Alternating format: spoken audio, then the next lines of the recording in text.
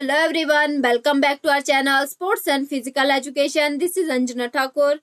आज हम करने जा रहे हैं 8th चैप्टर के क्वेश्चन आंसर. लास्ट वीडियो में हमने किया था 8th चैप्टर, तो हम यहाँ पर कर रहे हैं क्लास 11th की जो बुक है health and physical education, NCERT के सिलेबस के अकॉर्डिंग हम कर रहे हैं. तो उसका हमने सारा चैप्टर वाइज हम यहाँ पर कंप्लीट कर रहे हैं सिलेबस. तो 8th चैप्टर हमने कर लिया लास्ट वीडियो के अंदर. तो इसी के ही क्वेश्चन आंसर को आज हम डिस्कस करेंगे इस वीडियो में.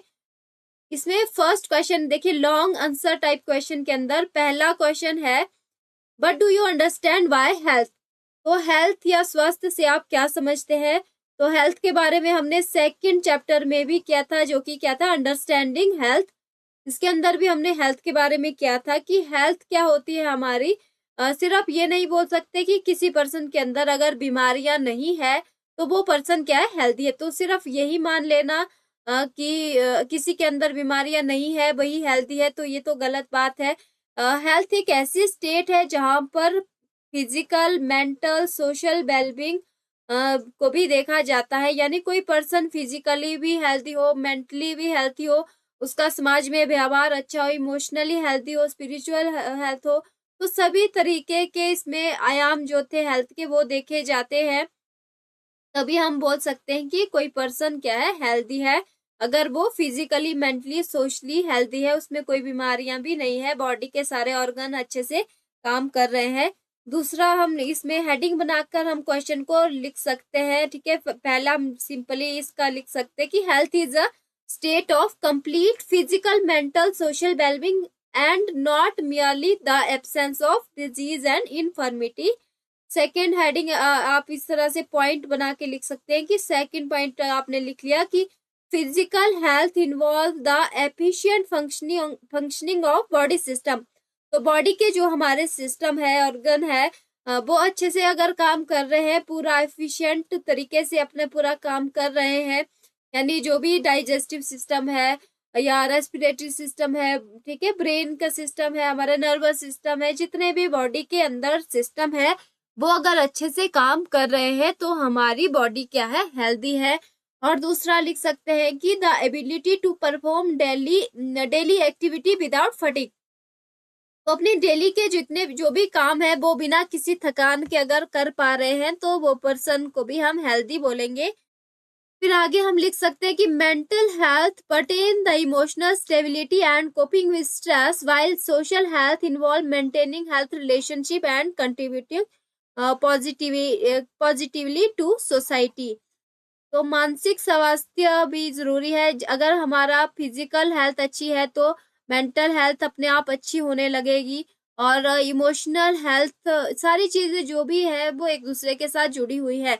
मेंटल हेल्थ अच्छी होंगी तो इमोशनल स्टेबिलिटी आएगी और अच्छी तरीके से हम स्ट्रेस के साथ डील कर पाएंगे और समाज में व्यवहार भी अच्छा बनेगा. तो सारी चीजें एक दूसरे के साथ जुड़ी हुई रहती है. और एक अच्छी डाइट का होना जरूरी है. Balance diet, regular physical activity, sufficient rest, stress management are critical component of good health. तो अच्छे से बैलेंस डाइट होनी चाहिए, खाना पीना, पौष्टिक आहार सब अच्छा होना चाहिए, और अच्छे से रेस्ट, जितना बॉडी को रेस्ट की जरूरत है वो रेस्ट भी मिलना चाहिए. और स्ट्रेस के कैसे हम हैंडल करें, डेली लाइफ में स्ट्रेस तो थोड़ा पूरा होता ही है, और उसको कैसे हैंडल करना है, कैसे मैनेज करना है वो भी आना चाहिए, जिसकी वजह से गुड हेल्थ हमारी बनती है.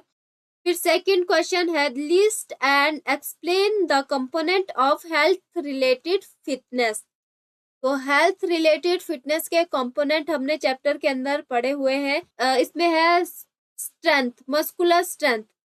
मस्कुलर स्ट्रेंथ क्या होती है कि किसी भी चीज को उठाने की, खींचने की, धक्का देने की हमारी मसल की क्षमता होती है. किसी फोर्स, इसमें जो किसी रेजिस्टेंस है उसके अगेंस्ट यहाँ पर मसल फोर्स लगाती है. मसल की एबिलिटी होती है कि किसी भी रेजिस्टेंस के अगेंस्ट अगर ये फोर्स लगा रही है तो उसको हम बोलेंगे मस्कुलर स्ट्रेंथ. मसल के अंदर हमारी जो ताकत है किसी चीज को उठाने की, उसको हम बोलेंगे मस्कुलर स्ट्रेंथ.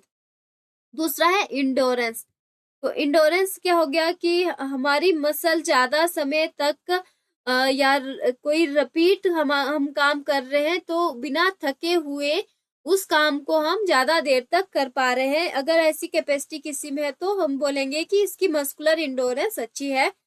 तो इसके लिए जैसे कोई रनिंग है, साइकिलिंग है, तो इस तरह की एक्टिविटी कोई कर रहा है लंबे समय के लिए, तो जहां पर बिना थके हुए हम इन सब एक्टिविटीज को कर पा रहे हैं, तो ये मसल की हमारी क्या है, इंडोरेंस होती है।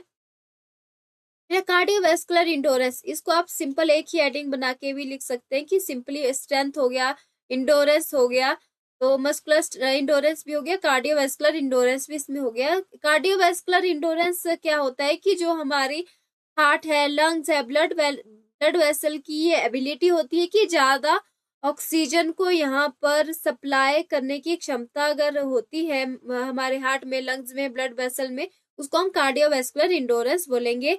यानी कोई काम लंबे समय तक या कोई फिजिकल एक्टिविटी लंबे समय तक कोई कर रहा है तो हमारे शरीर के अंदर जो है ज्यादा ऑक्सीजन की जरूरत पड़ेगी, तो हमारा हार्ट, लंग्स, ब्लड वेसल जो है ज्यादा ऑक्सीजन सप्लाई कर पाने की उसकी अगर क्षमता है तो वो क्या है, कार्डियोवैस्कुलर इंडोरेंस होती है, जिसकी वजह से स्टेमिना है या ओवरऑल फिटनेस है वो इम्प्रूव होती है। फ्लेक्सिबिलिटी है आगे, इसमें फ्लेक्सिबिलिटी क्या होती है कि हम अपनी बॉडी को कितना स्ट्रेच कर सकते हैं, हम हमारे जॉइंट के पास से बॉडी हमारी कितनी स्ट्रेच हो पाती है, अगर वो हमारी फ्लेक्सिबिलिटी को दर्शाता है। तो जिसकी वजह से क्या है, वो चोटें जो है कम लगने का खतरा होता है।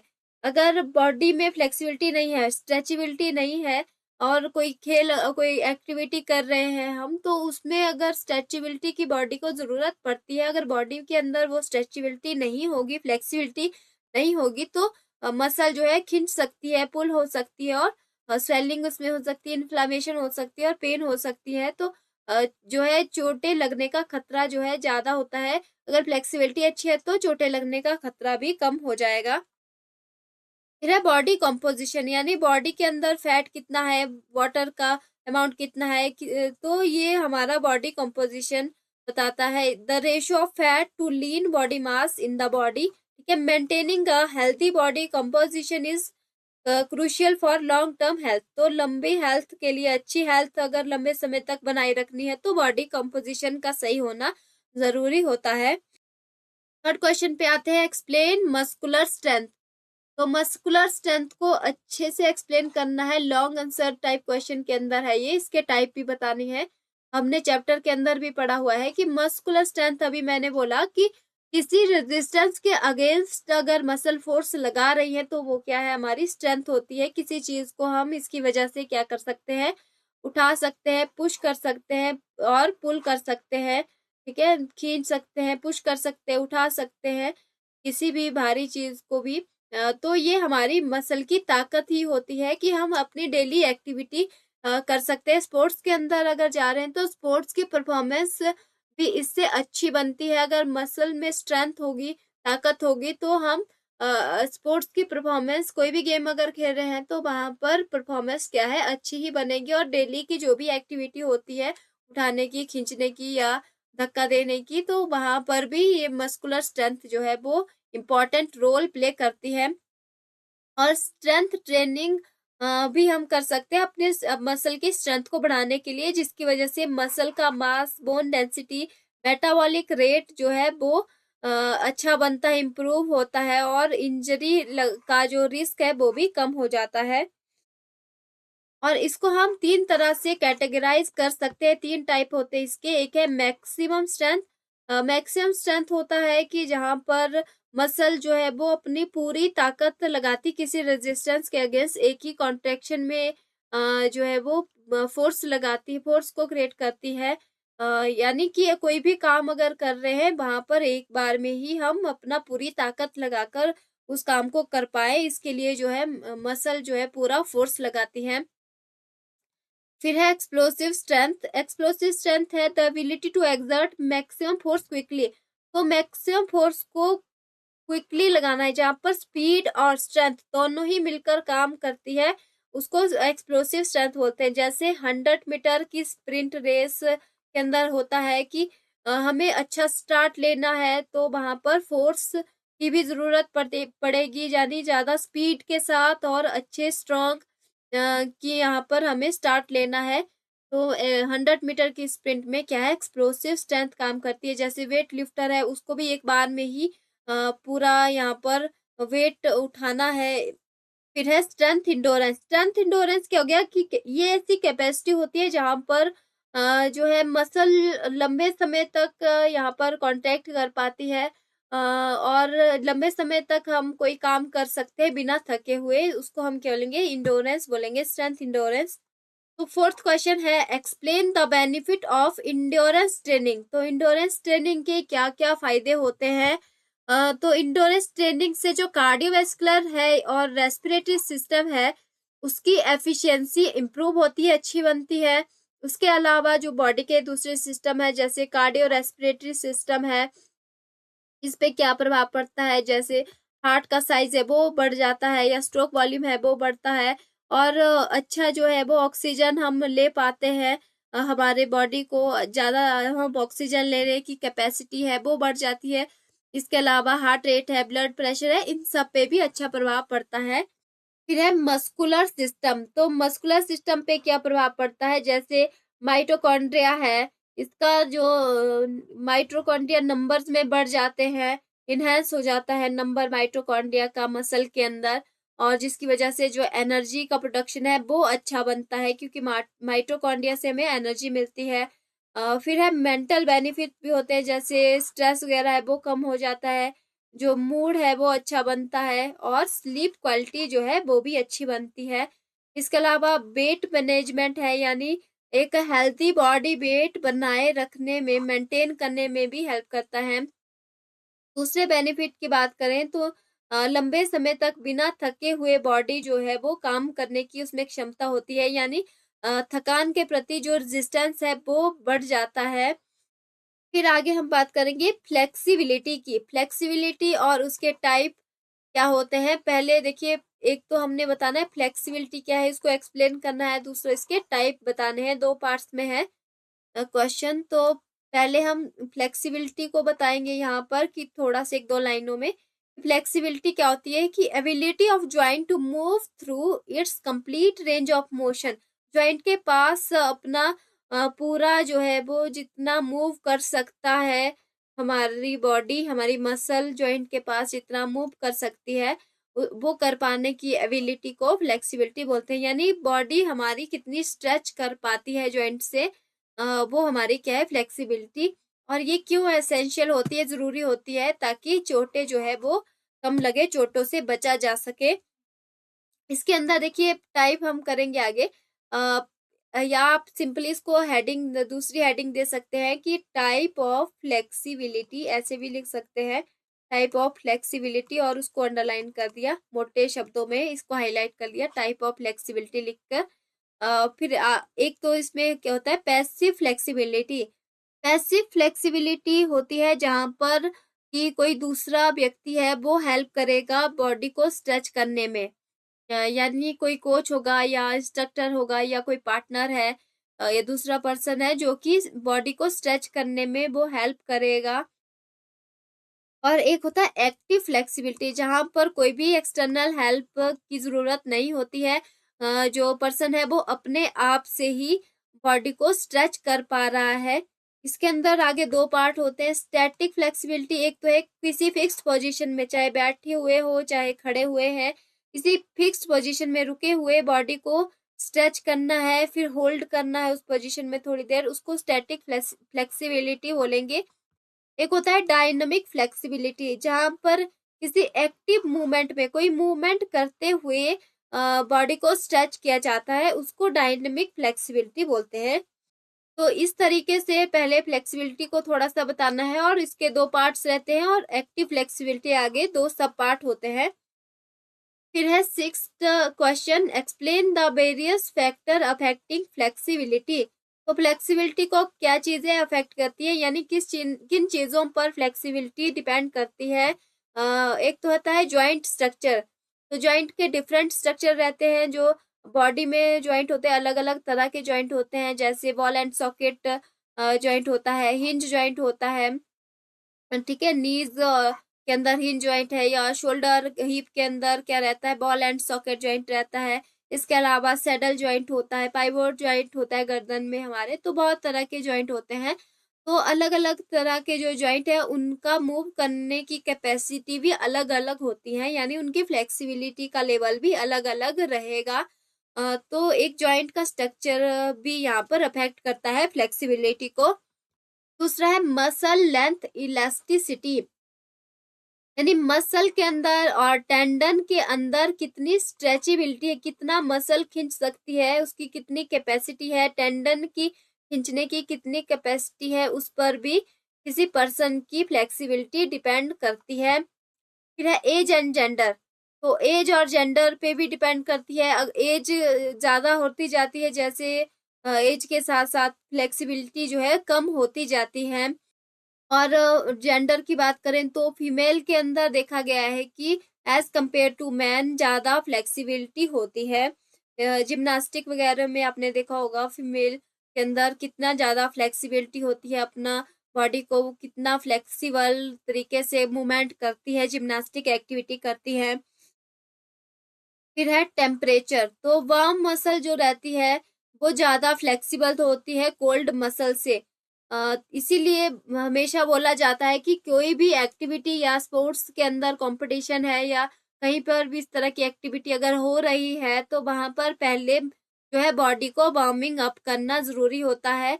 नहीं तो चोटें ज्यादा लग सकती है। अगर बॉडी ज्यादा वार्म अप है तो वहां पर चोटें लगने का खतरा भी कम हो जाता है, क्योंकि बॉडी ज्यादा फ्लेक्सिबल हो जाती है। फिर है activity level, regular stretching exercise अगर कोई करता है तो उनकी फ्लेक्सिबिलिटी भी यहाँ पर इम्प्रूव हो जाती है। फिर है नर्वस सिस्टम कोऑर्डिनेशन, तो proper coordination between against antagonist muscle help achieve better flexibility.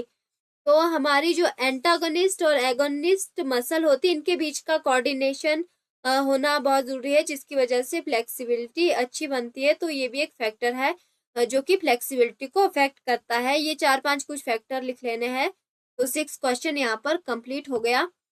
फिर आगे है short answer question. Short answer question में पहला है डिफाइन इंड्योरेंस, तो इंड्योरेंस या सहनशीलता क्या होती है? Endurance is a physiological as well as psychological ability of an individual to do some specific type of work for longer duration with the desired quality under condition of fatigue।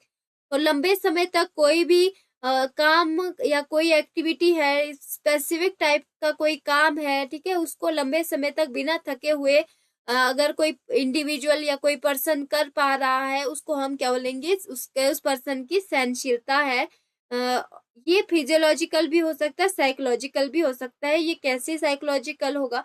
क्योंकि अगर किसी person के अंदर कोई काम करने की will power है या इच्छा होती है, ठीक है, उसकी दृढ़ता अगर है कि ये काम हमने कंप्लीट करना है या इस काम को हम करेंगे, तो वहां पर उसकी इंड्योरेंस अच्छी बनेगी और इंड्योरेंस वो ज्यादा समय तक वो उस काम को कर पाने की उसकी क्षमता बढ़ जाती है। फिजियोलॉजिकल भी है क्योंकि बॉडी की भी क्षमताएं होती है अपनी, तो वहां पर बॉडी जो है लंबे समय तक काम कर पा रही है, यानी बॉडी के अंदर वो इंडोरेंस पावर है।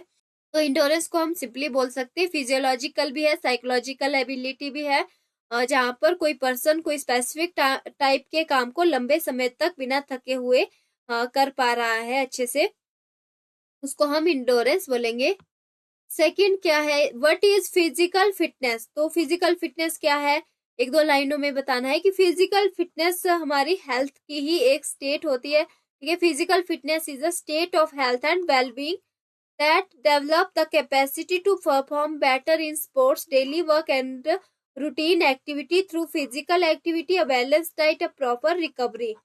एक अच्छा बैलेंस डाइट हम लेते हैं, रेगुलर फिजिकल एक्टिविटी अगर करते हैं और पूरा बॉडी को जितना रेस्ट की जरूरत है रेस्ट भी दे रहे हैं, तो हमारी बॉडी जो है वो अच्छे से काम कर पा रही है। अपना डेली के काम हो या स्पोर्ट्स एक्टिविटी हो या दूसरे कोई भी काम को एक अच्छी कैपेसिटी के साथ कर पा रही है अच्छे से। अगर कोई पर्सन कर पा रहे हैं तो उसको हम क्या बोलेंगे? पर्सन क्या है? फिजिकली फिट है। तो सिंपली बोल सकते हैं फिजिकल फिटनेस क्या है? एक स्टेट है हेल्थ और वेलबींग की, जिसको कि जो कि हमारी कैपेसिटी होती है, बॉडी की कैपेसिटी होती है, जहाँ पर डेली के काम है या कोई स्पोर्ट्स एक्टिविटी है, उसको हम अच्छे से कर पा रहे हैं। और इसको कैसे हम अचीव कर सकते हैं? बैलेंस डाइट से रिकवरी, अच्छा हम रेस्ट दे बॉडी को, और फिजिकल एक्टिविटी हम रेगुलर करें तो एक अच्छी फिटनेस को अचीव हम कर सकते हैं। फिर है व्हाट इज इंटरवल मेथड। तो इंटरवल मेथड क्या होता है? यहाँ पर ये इंडोरेंस ट्रेनिंग का ही एक पार्ट रहता है, जहाँ पर क्या होता है कि एक शॉर्ट ब्रेक लिया जाएगा, यानी कोई भी एक्टिविटी है उसको हम एक मैक्सिमम इंटेंसिटी के साथ, सब मैक्सिमम इंटेंसिटी के साथ अगर कोई करेगा, उसके बाद शॉर्ट ब्रेक लिया जाएगा उस एक्टिविटी के बीच में, ठीक है। यानी कि जो रिकवरी है, रेस्ट का टाइम है, वो कम दिया जाएगा। यानी कोई 7-8 मिनट की कोई एक्टिविटी कर रहा है, उसमें 2 मिनट का ब्रेक दिया जाएगा, यानी पूरी तरह से रेस्ट नहीं दिया जाएगा, फिर से वो एक्टिविटी को स्टार्ट किया जाएगा। उसको क्या बोलेंगे? Interval method. यानी जहाँ पर पूरा यहाँ कोई एक्टिविटी की जा रही है, फिर छोटा सा ब्रेक दिया जाएगा, जहाँ पर पूरी तरह से रेस्ट नहीं होगा, फिर से अगेन यहाँ पर एक्टिविटी की जाएगी। तो इस तरह की एक्टिविटी से इंडोरेंस कैपेसिटी जो है वो बढ़ जाती है, इसको इंटरवल मेथड बोलेंगे। फोर्थ क्वेश्चन है what is post isometric stretch. Post isometric stretch क्या होता है? Post isometric stretch involve contracting a muscle isometrically around 8 to 10 second. पहले क्या होगा? मसल को हम सिंपली कॉन्ट्रैक्ट करेंगे 8 से 10 सेकेंड के लिए, ठीक है। और उसके बाद उसको स्ट्रेच करेंगे, इसकी जितनी भी लिमिट होगी, जहां तक बॉडी को स्ट्रेच कर पा रहे हैं वहां तक स्ट्रेच करेंगे, फिर वापस नॉर्मल स्थिति में आ जाएंगे। तो ये होता है पोस्ट आइसोमेट्रिक स्ट्रेच। इसको हम दूसरा PNF भी बोलते हैं, प्रोप्रीसेप्टिव और न्यूरोमस्कुलर फैसिलिटेशन। तो इसमें क्या होगा? पहले मसल कॉन्ट्रैक्ट करेगी कुछ 8-10 सेकंड के लिए, फिर यहाँ पर स्ट्रेच करेंगे जितना उसकी लिमिट होगी, और फिर वापस नॉर्मल स्थिति में आ जाएंगे। नेक्स्ट क्वेश्चन है list down 4 motor factor responsible for range of motion. तो इसमें 4 ऐसे मोटर फैक्टर बताने हैं जो कि रेंज ऑफ मोशन के लिए यहाँ पर रिस्पॉन्सिबल होते हैं। एक है एनाटॉमिकल स्ट्रक्चर ऑफ जॉइंट। तो जॉइंट का स्ट्रक्चर कैसा है, ठीक है, फ्लेक्सिबिलिटी की बात हो रही है यहाँ पर।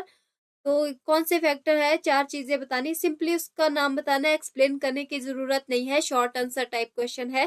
तो एनाटॉमिकल क्या स्ट्रक्चर रहेगा? यानी बॉल एंड सॉकेट जॉइंट है, या हिंज जॉइंट है, सैडल जॉइंट है, किस तरह का जॉइंट है उस पे भी डिपेंड करेगा। दूसरा है लिगामेंट एंड मसल स्ट्रेचेबिलिटी कितनी है, कोऑर्डिनेशन कैसा है, और स्ट्रेंथ ऑफ मसल। ऐसे 4 पॉइंट बना के लिख लेने हैं। फिर नेक्स्ट इसमें है what is full form of PNF। Simply full form पूछी गई है तो फुल फॉर्म बतानी है। तो PNF is proprioceptive neuromuscular facilitation. तो यहाँ पर शॉर्ट आंसर टाइप क्वेश्चन हमारे कंप्लीट हो जाते हैं। नेक्स्ट हम फिल इन द ब्लैंक्स करेंगे। इसमें पहला है फोर्स इज प्रोड्यूस्ड। तो फोर्स कैसे प्रोड्यूस होती है? By the contraction of muscle. Muscle के कॉन्ट्रैक्ट करने से फोर्स जो है, ताकत जो है, वो प्रोड्यूस होती है। तो right answer by the contracting of muscle. Second है dash component help in improving the number and size of mitochondria. तो माइटोकॉन्ड्रिया का नंबर साइज कैसे इम्प्रूव होता है वो हमने देखा था कि इंडोरेंस ट्रेनिंग के अंदर हमारे जो भी मेथड रहते हैं उनकी वजह से हमारे जो है वो माइटोकॉन्ड्रिया का साइज नंबर इम्प्रूव होता है। तो हमने पढ़ा था बेनिफिट जब हम कर रहे थे इंडोरेंस ट्रेनिंग के, वहां पर जो मस्कुलर सिस्टम पर क्या प्रभाव पड़ता है, तो वहां पढ़ लिया था हमने कि माइटोकॉन्ड्रिया का साइज नंबर जो है इम्प्रूव होता है इंडोरेंस ट्रेनिंग की वजह से। फिर थर्ड है dash is a Swedish method to develop the endurance. Swedish method कौन सा है इंडोरेंस को डेवलप करने के लिए? फार्टलेक। राइट आंसर फार्टलेक हो जाएगा। फोर्थ क्या है? Dash method has incomplete recovery in endurance. तो कौन सा मेथड ऐसा था इंडोरेंस के अंदर जहां पर इनकम्प्लीट रिकवरी दी जाती है, यानी कि एक्टिविटी जो है ज्यादा करवाई जाएगी, इंटेंस करवाई जाएगी, और जो ब्रेक है वो कम दिया जाएगा। तो भी हमने कर लिया था। तो ये था इंटरवल मेथड। फिर है body weight dash with endurance training. तो बॉडी वेट क्या होता है, डिक्रीज हो जाता है। अगर बॉडी का वेट ज्यादा है तो डिक्रीज हो जाता है, ठीक है। बॉडी वेट में decrease with endurance training, right answer हो जाएगा। फिर सिक्स था dash is responsible for great range of motion. तो क्या होता है इसमें, एक ग्रेट रेंज ऑफ मोशन के लिए क्या रिस्पॉन्सिबल होता है, फ्लेक्सिबिलिटी। तो flexibility is responsible for great range of motion. Seventh question है फ्लेक्सिबिलिटी मूवमेंट को बताना है जो कि एक रिदमिक मूवमेंट के साथ की जाए, उसको बॉलिस्टिक बोलेंगे, राइट आंसर बॉलिस्टिक। फिर है universally practice stretching method is static stretching, है जहां पर जो है वो पहले स्ट्रेच किया जाता है किसी बॉडी पार्ट को और उसको थोड़ी देर के लिए होल्ड किया जाता है। तो स्टैटिक स्ट्रेचिंग जो है वो एक यूनिवर्सली प्रैक्टिस स्ट्रेचिंग मेथड होता है। तो ये हमारे फिल इन द ब्लैंक्स भी यहाँ पर कंप्लीट हो जाते हैं। True and false. तो ट्रू एंड फॉल्स के अंदर देखिए, पहला है passive flexibility training is done with internal help. तो ये तो फॉल्स हो जाएगा क्योंकि पैसिव फ्लेक्सिबिलिटी जो है वो एक्सटर्नल हेल्प के साथ की जाती है। अगर यहाँ पर एक्सटर्नल हेल्प होता तो ये ट्रू हो जाता, अदरवाइज ये क्या फॉल्स हो जाएगा। सेकंड है the bone are attach to each other by ligament. तो बिल्कुल सही बात है, बोन जो है वो लिगामेंट के साथ एक दूसरे के साथ जुड़े हुए होती है। तो एक मसल दूसरी मसल से टेंडन के साथ जुड़ी होती है और बोन जो है मसल के साथ लिगामेंट के साथ जुड़े होते हैं, तो ये ट्रू हो जाएगा। Muscle are made up of two type of fibre namely fast twitch fibre and slow twitch fibre.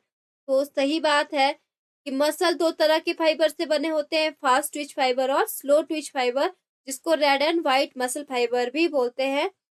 फिर इसमें फोर्थ है physical fitness indirectly influence the health of the individual. तो ये फॉल्स हो जाएगा। अगर यहाँ पर डायरेक्टली लिखा जाता तो ये ट्रू हो जाता, इनडायरेक्टली इन्फ्लुएंस लिखा हुआ है इसीलिए फॉल्स हो जाएगा। फिर है the ability of muscle to consume oxygen with working is known as aerobic capacity. तो बिल्कुल सही बात है, जहाँ पर ऑक्सीजन की जरूरत पड़ती है हमारी वो एरोबिक कैपेसिटी होती है, ठीक है। यानी हमारी मसल की ऐसी जो एबिलिटी होती है कि ज्यादा जो ऑक्सीजन है कंज्यूम करती है काम के समय पर, इसको एरोबिक कैपेसिटी बोलते हैं। तो ट्रू हो जाएगा। इस तरीके से ट्रू फॉल्स भी हमारे यहाँ पर कंप्लीट हो जाते हैं। तो सारे एक्सरसाइज के क्वेश्चन आंसर, ट्रू फॉल्स और फिल इन द ब्लैंक्स हमारे कंप्लीट हो गए हैं। आई होप सारी चीजें आपको अच्छे से क्लियर हो गई होंगी। कोई भी डाउट या क्वेरीज आपकी होगी तो आप मुझसे सोशल मीडिया पर इन सब आईडीज के द्वारा जुड़ सकते हैं। इन सब का लिंक आपको वीडियो के ही डिस्क्रिप्शन में मिल जाएगा। बाकी वीडियो अच्छा लगता है तो वीडियो को एक लाइक जरूर कीजिएगा, चैनल को सब्सक्राइब कर दीजिए और नोटिफिकेशन बेल आइकन को भी प्रेस कर दीजिए ताकि आने वाली सारी नई वीडियो की अपडेट आप तक पहुंचती रहे।